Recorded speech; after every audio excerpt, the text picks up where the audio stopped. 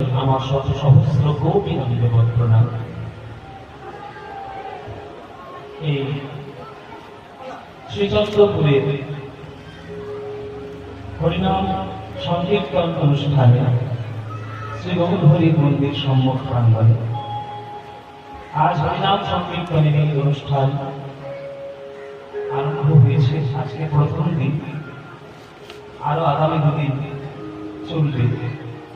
আর সেই কীর্তন আস্বাদন করার জন্য আপনারা ভক্ত সবাই আপনার এখানে সমর্পণ নিজেদের কি করেছে, আপনাদের সময় থেকে এখানে একত্রিত সমবেত হয়েছে প্রাণ গোবিন্দের লীলামৃত মাধুরী পান করবেন বলে। কিন্তু প্রত্যেক বছর, গত বছরও আমি এসেছিলাম, আবার এবছরে লাগে। আমি যখনই আসি বলে বৃষ্টি হয় কেন আমি বুঝি না।